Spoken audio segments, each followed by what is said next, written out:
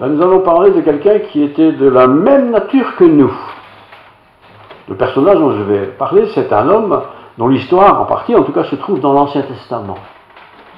Un homme qui parfois on se dit, mais comment est-ce qu'il a fait pour passer au travers de tout ça, et surtout, comment il a fait pour entendre Dieu lui parler? Est-ce qu'il a rêvé? Est-ce qu'il a pensé? Est-ce qu'il a imaginé? Est-ce qu'il a entendu vraiment la voix de Dieu? Est-ce qu'il a utilisé ses forces naturelles pour faire ce que Dieu lui demande? Est-ce qu'il a été à l'université du coin pour aller s'instruire? Cet homme s'appelle Élie. Élie, dit la Bible, était un homme de la même nature que nous. Déjà, on est informé. C'est quelqu'un qui était comme nous. C'est pas le Superman ou le Superwoman. C'est un homme de la même nature que nous. Et on pense parfois, facilement d'ailleurs, on dirait que cette personne-là, elle parle de Dieu, ça coule de source, cette personne-là, elle est timide, elle n'ose pas, l'autre c'est encore autre chose, et on pense comme ça que nous sommes tous différents. Oui, nous sommes absolument tous différents, c'est ça la création de Dieu. Il nous a créés à son image, mais différents. Moi, je suis un homme, je ne suis pas une femme. Je ne suis pas non plus un homme noir ou blanc. Je suis ce que je suis, un peu légèrement bronzé, pas terrible. Ça ne se voit d'ailleurs pas beaucoup. Je ne bronze pas facilement. Mais je suis ce que je suis. Et vous êtes ce que vous êtes. Mais nous sommes créatures de Dieu. Et déjà ça, c'est déjà bien. Mais je ne vais pas parler de nous, parce que ça, on peut le faire autrement. J'aimerais vous parler de quelqu'un qui était un homme d'État, un chef d'État, dirions-nous. Et son nom, c'est Élie. E-L-I. Et Élie, quand on raconte Élie, on se dit, ah, c'est le grand monsieur, super croyant, il passe à travers tout. Non. Élie, dit le texte, nous allons le lire, était un homme de la même nature que nous. Et nous pensons parfois que tel missionnaire qui part en Afrique pour y travailler pendant des années et des années doit être un homme Superman ou Superwoman. Ou alors on pense que tel chrétien qui fait telle œuvre par-ci, par-là, il doit avoir des qualités que moi je n'ai pas. Mais en disant que je n'ai pas ceci, je n'ai pas cela, je me permets alors de m'écarter un peu, peut-être, du projet de Dieu pour moi. Et je nous invite à ne jamais mettre de côté ce que nous sommes en fait capables de faire. Et parfois nous disons, nous ne sommes pas capables. Hein. Pourquoi? Parce que nous avons peut-être peur de nous engager dans une voie que nous ne maîtrisons pas trop. Élie était un homme de la même nature que nous. Et je vous lis dans le livre des rois, un livre qui s'appelle comme ça, 1 roi, chapitre 17, versets 1 à 9. Écoutez simplement. Élie le Tishbite, l'un des habitants de Galahad, dit à Akab, il cause, hein, l'Éternel est vivant. Ah, c'est déjà quelqu'un qui est croyant, c'est bien. Le Dieu d'Israël dont je suis le serviteur. Quelqu'un qui sert et qui connaît le Dieu d'Israël. Et il sert ce Dieu-là. Il est au service de ce Dieu-là. Je suis le serviteur, et il y aura cette année ni rosée ni pluie, sinon celle de ta parole. Ah ben voilà un prophète qui n'annonce pas quelque chose de bien. Hein. On n'est pas en Belgique là. Hein. On peut se passer de pluie un peu, mais là-bas ils sont en Israël, il fait sec, il fait chaud, pas beaucoup d'eau. Et cette année-là, il n'y aura pas d'eau. Et tous ceux à qui il a parlé, et ça s'est répété certainement très vite, eh bien, ils se sont mis à paniquer. Pas d'eau. Où va-t-on se rassasier avec de l'eau s'il n'y en a pas? Voilà, ça c'est le problème. Et la parole de l'Éternel fut adressée à Élie en ces mots. Ici, c'est Dieu qui parle. Pars d'ici. Buiten. Pars d'ici. Dirige-toi vers l'Orient. C'est précis, ça. Hein. Il y a 4 possibilités. Nord, sud, est, ouest. Pars d'ici vers l'Orient et cache-toi près du torrent de Kérit. C'était un torrent, donc un endroit où l'eau coulait généreusement à un certain moment de l'année. Tu te caches là, qui est en face du Jourdain. Bon. Tu boiras de l'eau du torrent. Et j'ai ordonné au corbeau, j'en ai ici derrière de temps en temps, je connais à peu près le bruit. Hein. J'ai ordonné au corbeau de te nourrir. Les miens n'ont jamais été informés du Seigneur s'ils devaient me nourrir ou pas. Mais ils sont là, hein, je les entends parfois. Il partit de là, selon la parole de l'Éternel, et il alla s'établir près du torrent de Kérit, très bien, qui est en face du Jourdain. Le corbeau, vous imaginez l'animal, hein, lui apportait du pain et de la viande le matin. Je répète, hein, le corbeau lui apportait de la viande et du pain le matin. Et du pain et de la viande le soir. Et il buvait de l'eau du torrent. Waouh! Pas besoin de faire les courses, pas d'aller au GB ou au Cora, pas besoin d'aller au Luxembourg. C'est les oiseaux qui vont s'en occuper. Mais on se dit, mais ça c'est une blague, ça. Je lis la suite. Mais au bout de certains temps, le torrent fut à sec. Il n'était point tombé d'eau, pas tombé de pluie dans le pays. Alors, donc il n'y a plus d'eau, c'est catastrophique. Hein. Alors la parole de l'Éternel lui fut adressée en ces mots. Lève-toi. Pour l'instant, il est resté assis, hein, les oiseaux occupés. Lève-toi, va à Sarepta, qui appartient à Sidon, et demeure là. Voilà l'endroit où tu dois aller, et tu restes là. Voici, j'y ai ordonné à une femme veuve de te nourrir. Waouh! les oiseaux qui nourrissent, on passe maintenant à une veuve, une femme qui est seule, de s'occuper de toi et de te nourrir. Il se leva et il alla à Sarepta. Comme il arrivait à l'entrée de la ville, voici, il y avait là une femme veuve qui ramassait du bois. Il l'appela et dit, va me chercher, je te prie, un peu d'eau dans un vase afin que je boive. Tradition, ça, hein, rien de spécial. Et elle alla en chercher, il l'appela de nouveau et dit, apporte-moi, je te prie, un morceau de pain dans ta main. C'est quelconque aussi, ça, que les femmes font ce travail-là. Et elle répondit, l'Éternel, ton Dieu, est vivant. L'Éternel, ton Dieu, est vivant. Je n'ai rien de cuit. Je n'ai qu'une poignée de farine dans un pot et un peu d'huile dans une cruche. Et voici, je ramasse 2 morceaux de bois, puis je rentrerai, je préparerai cela pour moi et pour mon fils. Nous mangerons, après quoi nous mourrons. Et la suite de l'histoire montre que cette veuve a encore beaucoup d'espoir, mais elle s'adressait à quelqu'un d'important et elle voulait quand même honorer Dieu en donnant à ce quelqu'un d'important. Bon, et cet homme, d'ailleurs, si vous lisez la suite, est devenu un personnage important. Et j'aimerais maintenant vous parler de cet homme important qui est Élie. Élie, dit la Bible, était un homme de la même nature que nous les humains. Même nature que nous. Ce n'était pas un surhomme, non, c'était un homme de la même nature que nous. Et dans ce passage d'un roi à 9, on voit ici que le prophète Élie, le prophète, c'est pas quelqu'un qui invente des histoires, c'est quelqu'un qui parle de la part de Dieu. Et il prophétise, il annonce des choses, des oracles, qui sont évidemment vrais. Il n'y a pas d'eau, mais Dieu va en pourvoir, tu verras, Dieu va te bénir. Alors, pourquoi raconter cette histoire, ou lire cette histoire comme je viens de le faire, alors que c'est une histoire tellement lointaine, non, on n'a pas les preuves matérielles pour dire si c'est vrai, si c'est pas vrai. Pourquoi raconter ça? Pourquoi est-ce que ça se trouve dans nos Bibles? Pourquoi d'ailleurs les prédicateurs l'utilisent pour prêcher de temps en temps? Ce vieux texte a-t-il encore pour nous, qui vivons au XXIe siècle, du sens? Nous, qui sommes quand même des privilégiés, nous sommes super privilégiés, on va au magasin, on va au GB, on va n'importe où, on se sert, on achète, on a toujours tout ce qu'il faut, on a des frigos, on a tout ce qu'il faut. Et on se dit, mais qu'est-ce que ce texte ancien vient faire dans notre histoire? Pourquoi est-il toujours dans la parole de Dieu? Et pourquoi surtout des prédicateurs l'utilisent de temps en temps pour apporter la parole de Dieu? La Bible, bien sûr, contient généralement des histoires anciennes. Il n'y a pas des nouvelles histoires modernes, c'est des histoires anciennes qui ont été compilées dans nos Bibles, dans l'Ancien Testament, le Nouveau Testament, pour nous servir d'instruction, de modèle. Mais dans la vie aussi, on utilise souvent des modèles anciens pour dire des choses. Ces histoires sont véridiques. Ça s'est vraiment passé. Personnellement, je le crois. Alors, le chrétien, bien sûr, que nous sommes à peu près tous, j'imagine, je l'espère en tout cas, nous vivons au XXIe siècle, ça on sait. Ces histoires de l'Ancien Testament, on les croit, c'est possible, mais dans le fond, on ne se les approprie pas trop. Et c'est ainsi, en ne se les appropriant pas trop, qu'on commence à douter de la grâce de Dieu lorsqu'on se trouve parfois dans une situation difficile. Par exemple, je suis malade, je suis dans l'hôpital, c'est difficile, c'est compliqué, en plus c'est l'hôpital pas d'Arlon, il est à Bruxelles, et là on panique un peu, mais quand même, il y a des moyens modernes, ça va se faire, ça se fait, et ça se passe généralement très bien.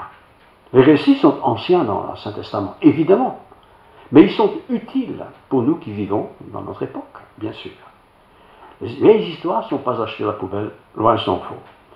Jésus a dit, c'est l'apôtre Jean qui le dit en chapitre 17, ta parole, Genèse jusqu'à l'Apocalypse, est la vérité.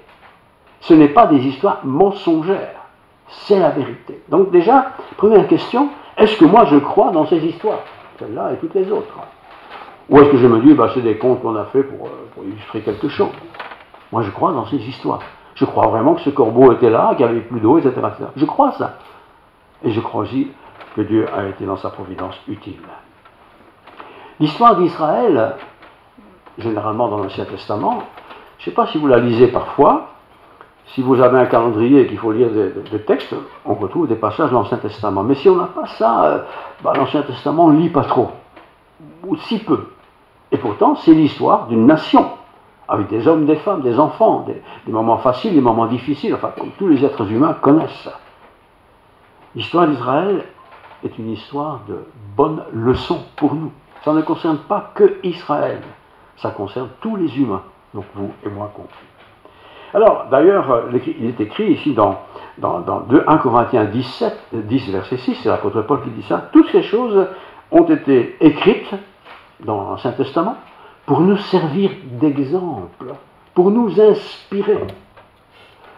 Quand vous êtes dans la détresse, n'importe quel sujet en fin de compte, vous dites, mais est-ce que c'est seulement moi qui connais ça? Est-ce que c'est arrivé qu'à moi? Mais non, je peux chercher, ou je peux demander à quelqu'un de trouver pour moi, dans l'Ancien Testament, des histoires vraies, authentiques, qui se sont bien déroulées, avec des gens comme nous, comme toi, comme moi, et comment le Seigneur est intervenu. Et ça me donne du courage. Si au contraire, je n'ai pas ces références-là, je n'ai pas ces histoires-là, où je lis jamais ça, qu'est-ce qui reste? Il reste une église où je vais, avec un pasteur qui de temps en temps est de bonne humeur, de temps en temps il va tout casser, mais le lendemain il est déprimé. Est-ce que c'est ça qui me reste?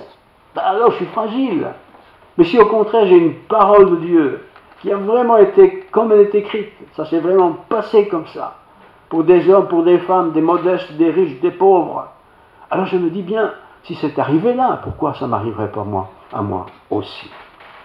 Alors, le livre des rois, je l'ai dit, ce sont des anciennes histoires, c'est l'histoire d'Israël, mais c'est quand même des histoires qui sont vraies, confirmées, je répète encore une fois, par Paul. Elles ont été écrites pour que Dieu nous parle aujourd'hui. Ça a été écrit aussi il y a 2000 ans, mais Dieu nous parle aujourd'hui. Alors je pose la question, entre nous, pour pas répondre, quand est-ce la dernière fois, ou la première fois, que Dieu vous a parlé? Vous avez vraiment eu l'impression que, enfin, vous avez ressenti que là, c'était une réponse de Dieu. C'était une réponse de Dieu. C'est important de savoir que ce n'est pas moi seul qui décide de tout, mais de savoir que je décide aussi de choses, parce que je suis quelqu'un avec une intelligence, mais je suis aussi quelqu'un qui cherche la face de Dieu, souvent. Seigneur, qu'est-ce que je dois faire? Comment dois-je le faire? Qu'est-ce que tu me dis? Comment dois-je savoir ce que tu me dis? Et où je peux trouver la réponse que tu veux me dire?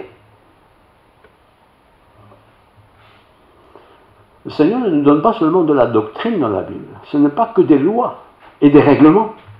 Non, c'est une parole vivante. La Bible est parole vivante. Si c'est vivant, ça bouge.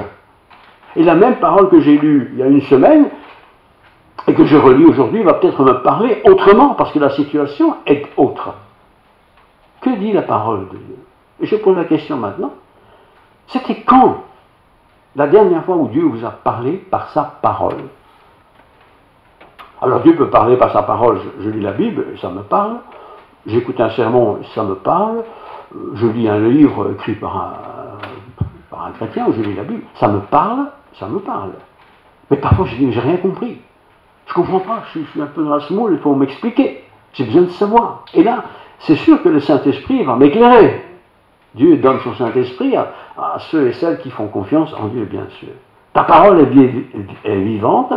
Bien sûr, ta parole ne vieillit pas. Matthieu 24, 35, il reste paroles qui ne passeront pas. Ma parole ne passera pas. Ça veut dire qu'elle ne sera pas balayée. La parole que j'ai aujourd'hui, c'est la même parole qu'il y a 2000 ans. Et sur ces 2000 ans, des millions et des millions de personnes ont trouvé le chemin du salut. C'est encore vrai et authentiquement la même chose pour aujourd'hui. Il n'y a rien à ajouter, je répète encore une fois, il n'y a rien à retrancher. C'est parole de Dieu. Quand tu es déprimé, par exemple, je dis tu, ou que je suis déprimé, les solutions sont les mêmes. Je ne vais peut-être pas aller consulter le même médecin, mais la solution est la même. C'est Dieu qui va diriger les affaires pour trouver la solution à mon problème de ce moment-là. Matthieu 24, 35. Faisons un peu connaissance maintenant avec Jacques, l'apôtre Jacques, Nouveau Testament. Il dit, commentaire, Élie était un homme de la même nature que nous. Jacques fait ce commentaire 2000 ans après que ça s'est arrivé. Cet homme était de la même nature que nous. Quand on lit des livres de témoignages chrétiens, régulièrement des livres qui sortent comme ça, des missionnaires, des choses comme ça, ou alors des personnes qu'on connaît, on se dit, mais ces gens-là, ils ne sont jamais malheureux, ils ne sont jamais tristes, ils sont toujours en forme, ils y croient tout le temps. Mais comment font-ils? Alors que moi, j'ai toujours des soucis, j'ai toujours des taxes à payer, j'ai toujours ceci qui ne va pas, j'ai toujours cela qui ne va pas. Comment font-ils? Qu'est-ce qu'ils ont que moi je n'ai pas? Une question qu'on se pose, hein, je sais pas. Pourquoi s'il est toujours heureux, que moi j'ai toujours l'air un peu triste? Pourquoi quand j'ai une idée, ben, ça tombe très vite à l'eau? Pourquoi? Jacques dit ceci en parlant d'Élie. Élie était de la même nature que nous. Déjà, il faut savoir que si quelqu'un donne l'impression qu'il réussit bien dans les choses, il est de la même nature que moi. Ce n'est pas le superman ou le superwoman. Hein. Il est de la même nature que nous. Et c'est pas parce qu'il chante dans la chorale, ou qu'il est le prédicateur local, ou qu'il a écrit des beaux livres, qu'il est autre chose que moi. Il est comme moi. Mais il y a quelque chose que moi je n'ai pas, ou que je n'ai plus, ou que je n'ai pas encore eu. C'est une relation avec le Seigneur. Une relation qui est importante. Élie, vous pouvez lire ça à la maison, hein, ça va midi, tranquille, il n'y a pas beaucoup de lecture à faire, était d'un homme qui n'avait rien d'exceptionnel. Et tous ce matin, je peux dire, à part moi, vous êtes tous exceptionnels. Mais vous êtes comme moi.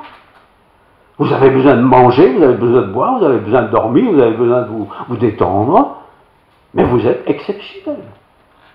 Et je suis exceptionnel parce que Dieu est avec moi, et Dieu est avec vous. Et si Dieu est avec nous, qui sera contre nous? Pas mon voisin, hein? Même si parfois le voisin est un peu casse-pied. Ici, ils ne sont pas casse-pied, il n'y en a pas. Hein? Pas mon patron, non. Si l'Éternel est avec toi, qui pourra être contre toi? Alors, dans les églises, il y a bien sûr des gens tout à fait ordinaires, hein, pas s'inaperçus, bien sûr, mais qui ont parfois accompli des choses extraordinaires. Ils ont l'air ordinaires, et pourtant ils font des choses extraordinaires. Peut-être que l'un ou l'autre que vous connaissez ou que vous ne connaissez pas a amené quelqu'un à la foi de l'Évangile. Comment il a fait, lui? Moi, j'ai beau parler de ma foi aux gens, tout le monde s'en fout. Et lui, il sort quelques mots et il amène cet homme au pied de la croix. Comment il fait ça? Il y a un truc? Est-ce qu'il y a une technique? Ou y a-t-il quelque chose qu'il a que je n'ai pas encore? Personne ne va miser sur quelqu'un qui n'a pas encore réussi des choses. Vous n'allez jamais dire à quelqu'un qui est toujours déprimé du matin au soir, pendant le pasteur est tout le temps déprimé, il pleure tout le temps, jamais content, il râle tout le temps. Moi, je n'ai pas besoin d'un pasteur comme ça, parce que ça, je suis comme ça aussi. J'ai besoin de quelqu'un de différent. Quelqu'un de différent. Suis-je un chrétien spécial? Absolument pas. Suis-je un chrétien qui a la foi? Oui, j'ai la foi. Quelle foi? Pas la foi en moi, parce que je sais que c'est très fragile, mais la foi dans la parole de Dieu. Et la foi dans la parole de Dieu me montre des tas d'histoires dans toutes sortes d'époques où des hommes, des femmes ont fait des choses extraordinaires alors qu'ils étaient comme nous. Et pourquoi? Eux ont-ils réussi des choses que moi, peut-être, je ne réussis pas encore? Je pense à cette jeune femme que j'ai connue, institutrice. Pas gay d'être institutrice, hein? Bah, c'est gay un petit peu au début, mais à la longue, ça devient fatigant. Mais cette institutrice était chrétienne. Pas dans une école chrétienne, dans une école laïque, mais elle était chrétienne. Et il y en avait des réactions de femmes chrétiennes. Elle ne pouvait pas parler de religion, hein, on est bien d'accord. Qu'est-ce qui fait qu'elle était autre que ses collègues qui râlaient le lundi, le mardi, le mercredi, tout ça, le gosse et tout ça, on connaît la chanson par cœur. Qu'est-ce qu'elle avait, cette femme-là? Et j'ai eu l'occasion de faire connaissance avec cette femme-là, des collègues, sans savoir qu'elle était croyante, qui était croyante, elle n'était pas protestante, hein, mais elle était croyante. Et, comme elle me dit, pratiquante. Vous êtes pratiquante? Ah? Et qu'est-ce que vous voulez dire avec ça? Vous êtes à l'église? Oui, mais ça, c'est pas ma pratique. Ma pratique, c'est de parler avec Dieu tous les jours. Elle me dit donc. Et elle n'était pas dans notre église. Elle me dit, dans quelle église elle est alors? J'ai jamais su. Mais elle était pratiquante. Et ça change tout. Ça change tout quand on est quelqu'un de pratiquant. Ça change dans nos attitudes, dans nos activités.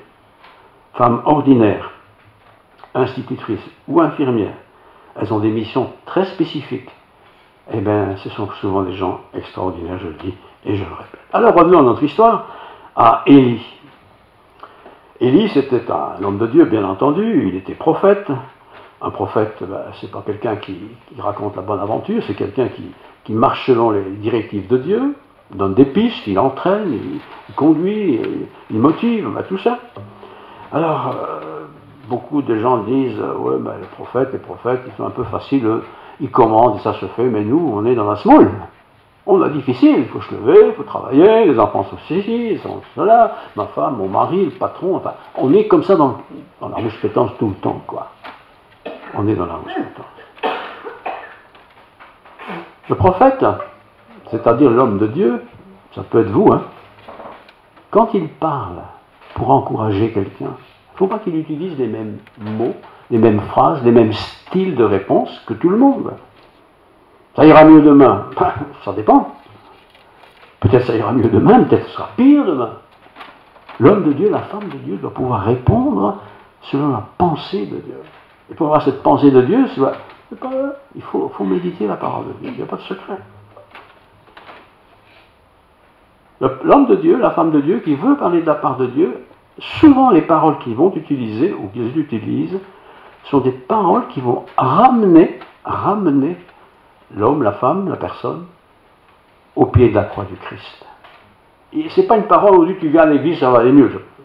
Peut-être oui, mais pas forcément. Mais revenir ou venir à Christ. Bon, soyons honnêtes, aujourd'hui, il n'y a pas des millions de personnes qui parlent de Dieu à son voisin. Hein. Mais quand même, quand on est un peu dans la smoule, je dis dans la smoule pour dire qu'on est dans la difficulté, et que vous êtes le voisin ou un collègue de travail ou quelqu'un qu'on connaît, et que vous avez comme ça une espèce d'attitude qui dit mais j'ai quelque part une solution à proposer. Ça change celui qui est dans la détresse ou la personne qui est dans la souffrance. Élie par exemple, le prophète, c'était un homme de mission, il était prophète, porte-parole, messager de Dieu. Eh bien, quelque part, quand il parle de la part de Dieu, et qu'il voit que la personne ou le groupe de personnes ou le peuple n'a pas écouté, dans un deuxième temps, il va le trouver. Et il dit, vous n'avez pas écouté ma voix. Et 3 semaines après, tu te plains encore, mais vous n'avez pas écouté ma voix. Ce n'est pas ma voix à moi, mais ce que j'ai dit de la part de Dieu, vous n'avez pas écouté. Vous n'avez pas entendu. Mais je vais le répéter parce que je vous aime bien. Alors bien sûr, si je dis moi ce que je pense, je vais parler comme un médecin. C'est pas ça que je dois faire. Je dois essayer de parler comme la parole de Dieu parle. Que dit la Bible sur tel et tel aspect? Je vous ai donné quelques exemples dans un instant. Que dit la Bible? Comment est-ce qu'elle dit les choses? Jésus a suivi ce schéma. Il était éduqué dans les choses de Dieu. Il aurait pu être un grand prêtre à Jérusalem. Il aurait pu. Il avait été bien éduqué, il était bien instruit, il avait l'esprit de Dieu. Il aurait pu être grand prêtre et peut-être même dépasser tous ces prêtres. Mais non, il n'était pas venu pour ça. Il était venu pour un sacrifice. Mais parmi les prêtres qui existaient à l'époque, ou les grands prêtres, aucun n'avait certainement l'idée d'être quelqu'un qui va se sacrifier pour tous ces gens qui ne veulent pas trop croire. Mais Christ était venu pour ça. Alors pensons un peu aux pasteurs dans les églises. Parfois il y a des pasteurs sympas, un peu comme partout, toujours optimistes. On a l'impression qu'ils n'ont jamais de problème. Leurs enfants, c'est le top, la femme, c'est canon. Tout ce qu'il fait, ça marche. Jamais d'accident de voiture. Je dis, mais qu'est-ce qu'il a, lui, que moi je n'ai pas? Il n'a rien que tu n'as pas. Peut-être fait-il plus attention. Peut-être confie-t-il davantage à Dieu ce qu'il fait et ce qu'il ne doit pas faire. Peut-être aussi, cette personne-là se repentait de temps en temps. Parce que si vous savez, si toute une année comme ça on a fait, moi j'ai rien à reprocher, tout va bien, je n'ai pas fait de bêtises, je pense que je suis un peu à côté de mes pompes. Hein. Parce que nous sommes tous des pécheurs. Vous avez une idée mauvaise sur quelqu'un, même à l'instant, une mauvaise idée ça. Ah, ça va passer. Oui, peut-être ça va passer, mais je ne suis pas trop sûr. Tu vois, pourquoi tu as eu cette mauvaise idée sur cette personne? Tu ne sais pas ce qui s'est passé à ce moment-là chez cette personne. Tu ne sais pas ce qu'elle vient de vivre. Tu ne sais pas quelle nuit elle a passé la nuit passée. Tu ne sais pas tout ça et tu te donnes un jugement comme ça. Nos jugements sont souvent, soyons honnêtes, souvent à l'emporte-pièce. Souvent à l'emporte-pièce. Aujourd'hui, les pasteurs dans nos églises, les évangélistes, les missionnaires, sont souvent repris dans le schéma classique. Ouais, mais il donne l'impression, mais en fait, tu sais bien qu'il n'est pas parfait. Ah oui, on sait bien qu'il n'est pas parfait. Mais ce n'est pas parce qu'il n'est pas parfait qu'il n'accepte pas parfois les difficultés de son ministère, de sa vie, de sa situation. Tout ne va pas toujours tout seul. Il y a encore aujourd'hui, heureusement, beaucoup d'hommes de Dieu, de femmes de Dieu, qui s'appuient, qui s'inspirent régulièrement, fortement sur la parole de Dieu. Que dit l'Écriture? Il y a tellement de choses qu'on pratique un peu comme ça, un peu comme tout le monde, mais qui ne sont pas de Dieu. Il y a des pasteurs aussi qui font ça. Mais il ne peut pas faire ça parce qu'il sera un mauvais exemple. Mais comment faire? Qui suis-je, moi, pour y trouver un pasteur ou le chef des pasteurs ou un héros de la foi et aller lui faire une remarque ou l'autre? Qui suis-je, moi? Je ne suis pas grand-chose.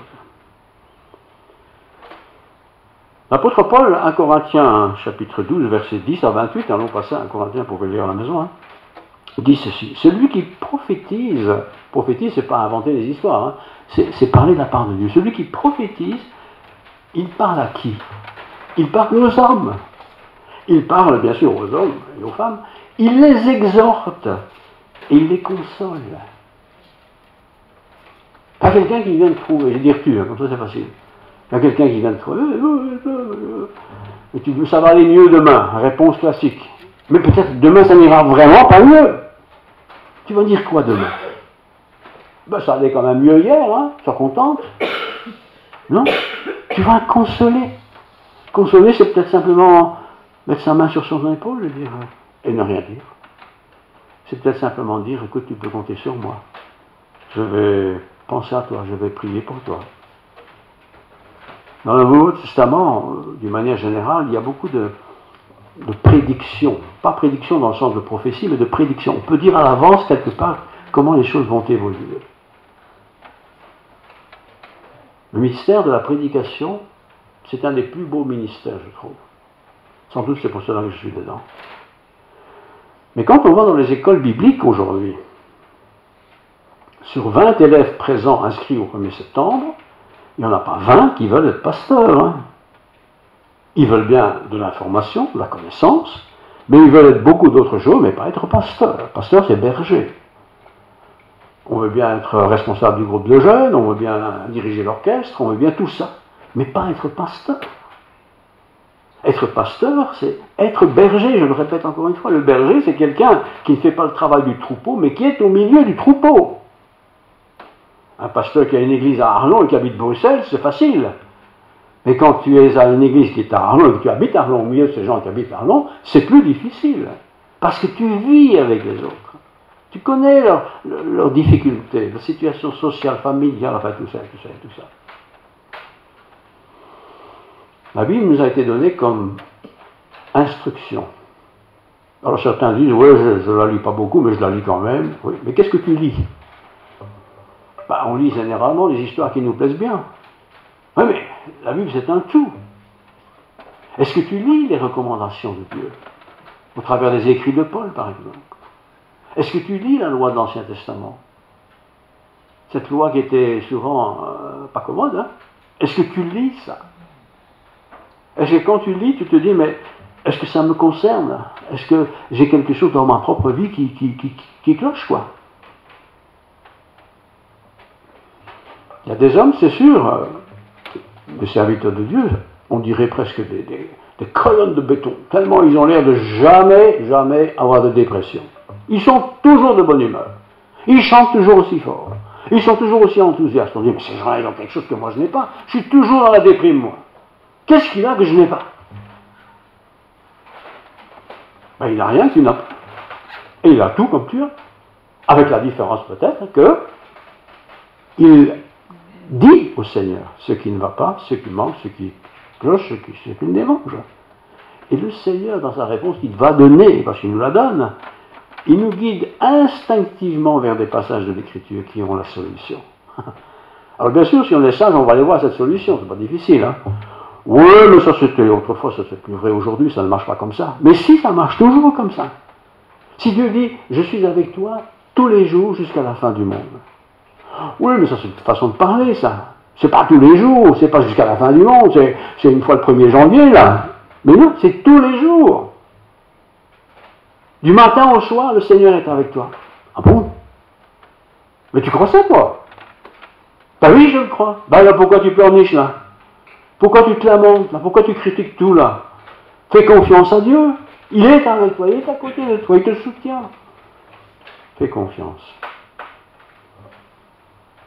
Il est très dangereux pour un homme de Dieu, une femme de Dieu, d'aller au-delà de ce que le texte biblique dit. Nous n'avons pas des solutions de spécialistes qui ont fait l'université, quelle qu'elle soit cette université d'ailleurs. C'est pas ça qu'on doit écouter. C'est la parole de Dieu. Quand Dieu dit « Je suis avec toi », c'est singulier, hein, « Je suis avec toi jusqu'à la fin du monde », c'est pas une formule gentille, ça. « Je suis avec toi, toi qui me fais confiance jusqu'à la fin du monde ».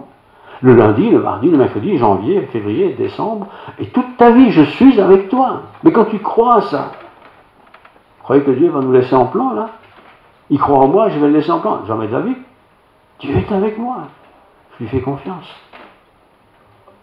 Les hommes ont parfois des difficultés à faire confiance. Les femmes font plus confiance en Dieu que les hommes, pour dire la vérité. Moi, je vois bien que dans la jeunesse, ici, à Arlon, il y a bien plus de filles qui sont là.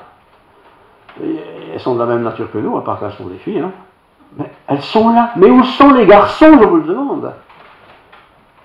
Où sont les garçons? Et quand on vous dit, mais moi j'ai beaucoup de travail, les filles n'ont pas de travail, tu crois? Où sont les garçons? Où sont dans l'église, les adultes?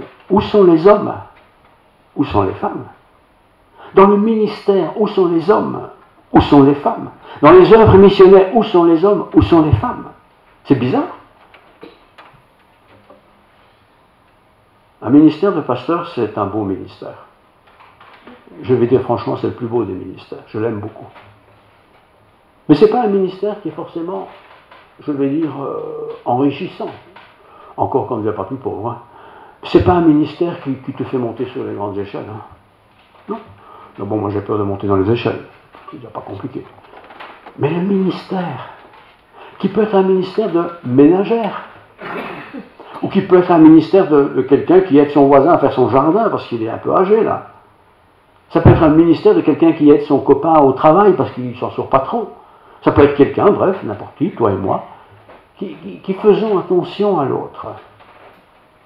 Mais en tant que chrétien, si je ne fais pas attention à l'autre, ou si au contraire je fais attention, mais j'ai toujours quelque chose à lui dire, ou une remarque à lui faire. Bah oui, bon, des remarques, on en a toujours à faire. Mais je ne suis pas payé pour ça. Je suis payé pour encourager. C'est bien ce que tu as dit, c'est bien ce que tu as fait. C'est bien, c'est tout, il ne faut pas en faire plus. Et l'autre est encouragé. Mais s'il entend du matin au soir des remarques toujours négatives, bah tu sais, ce que tu m'as dit là, c'est pas sympa, hein. Mais pourquoi il te l'a dit? Comment il te l'a dit? Dans quel contexte il te l'a dit? Tu n'as peut-être pas écouté ce que tu ne voulais pas entendre. Important. Un prophète, un homme de Dieu, pour reprendre le livre des rois, c'est pas quelqu'un qui... c'est pas ça. Mais c'est quelqu'un, quand il parle, il vit ce qu'il parle. Et il vit, et on peut le voir dans sa vie qu'il vit ce qu'il parle et ce qu'il dit. Mon collègue qui est décédé cette semaine, un cher ami, qui va être enterré très prochainement, c'était quelqu'un qui... Moi je ne suis pas comme ça, hein, il rigole tout le temps. Moi je rigole pas tout le temps, je rigole d'ailleurs pas très souvent. Mais c'était sa nature.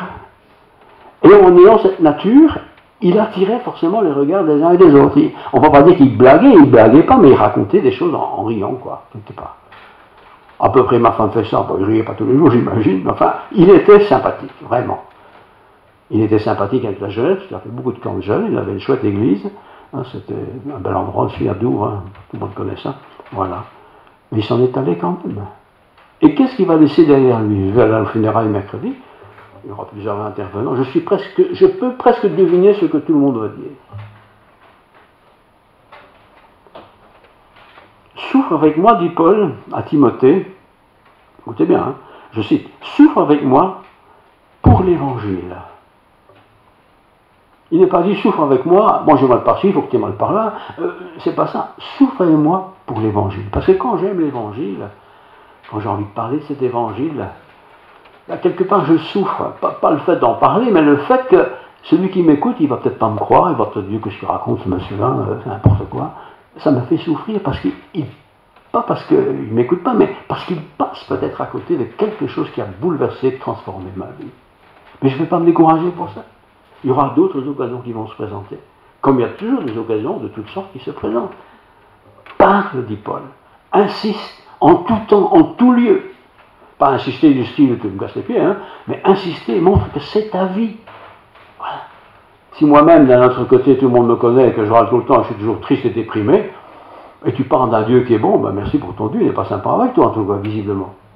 Oui, il faut être pas bon et rigoler, tout ça, c'est pas ça, mais il faut que de notre vie jaillisse la présence du Seigneur. Vaut mieux faire souffrir sa propre vie, si telle est la volonté, en faisant le bien qu'en faisant le mal. C'est 1 Pierre 3,17. Parfois, il faut que je souffre un peu. Mais si je souffre un peu, c'est déjà pas beaucoup, mais enfin c'est un peu, fais-le, n'aie pas peur, c'est pas grave. Ton voisin, il râle sur toi, c'est pas grave. Tu as un collègue de l'école qui se moque de toi parce que tu es croyante, c'est pas grave. Ne te tracasse pas avec ça. Laisse le Seigneur s'occuper de tout ça. Mais toi, sois bien dans ce que tu fais. Dieu cherche, je termine, des hommes et des femmes prêts à se lever, prêts à se mettre au travail, tout en sachant que rien ne sera facile. C'est pas la peine de dire, moi je vais me faire baptiser, ça va aller tout seul, c'est pas vrai. Je vais aller tous les dimanches à l'église, ça va aller tout seul, ce n'est pas vrai. D'ailleurs, au plus tu vas en faire, au plus ce sera difficile. Mais au plus tu auras traversé les difficultés, au plus tu vas devenir fort, c'est ça la différence. Fort pour affronter les petites choses de la vie. Alors ce que je me souhaite, je vous le souhaite aussi, c'est être un peu comme Élie. Relisez le chapitre. Élie était un homme de la même nature que nous. Pourtant, il a fait des choses extraordinaires. Mais Dieu peut faire ça avec nous aussi. Que Dieu nous bénisse, que Dieu nous fortifie. N'ayons pas honte de l'évangile. C'est pas la peine de dire que je ne parle pas de chrétien parce qu'il n'y croit pas. N'aie pas peur de parler de ce qui anime ta vie, quoi. Voilà. N'aie pas honte de dire que tu vas, avec d'autres chrétiens, méditer des choses de Dieu. Il faut employer des mots que les gens peuvent comprendre, évidemment. N'aie pas peur de ça. N'aie pas peur de, tout simplement d'être chrétien. Celui qui croit en moi vivra, quand même il serait mort. Alors, en attendant que l'on meure, vivons cette vie chrétienne pour Christ. Et c'est pourquoi je le termine, parce que je le crois vraiment, beaucoup des filles dans notre Église sont très engagées, et je souhaite que les garçons aussi s'engagent un peu plus.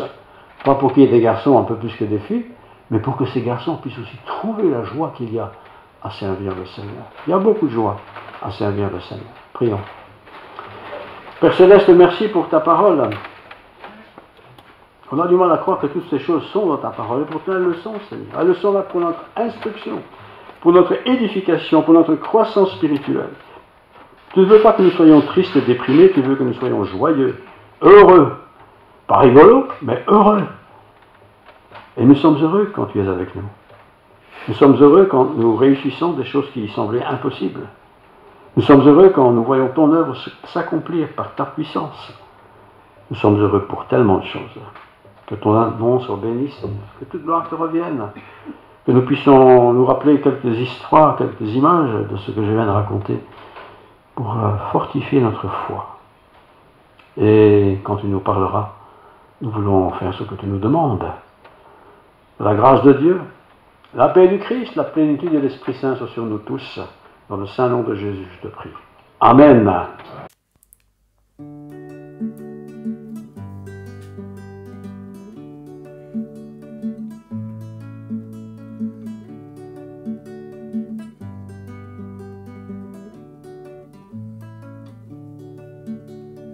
Quel ami fidèle et tendre nous avons en Jésus-Christ, toujours prêt à nous entendre, à répondre à notre cri. Il connaît nos défaillances, nos chutes de chaque jour, sévère en ses exigences, il est riche dans son amour. Quel ami fidèle et tendre nous nous avons en Jésus-Christ, toujours prêt à nous comprendre quand nous sommes en souci. Disons-lui toutes nos craintes, ouvrons-lui tout notre cœur. Bientôt ces paroles saintes nous rendront le vrai bonheur. Quel ami fidèle et tendre nous avons en Jésus-Christ, toujours prêt à nous apprendre à vaincre en comptant sur lui. S'il nous voit vrais et sincères à chercher la sainteté, il écoute nos prières et nous met en liberté.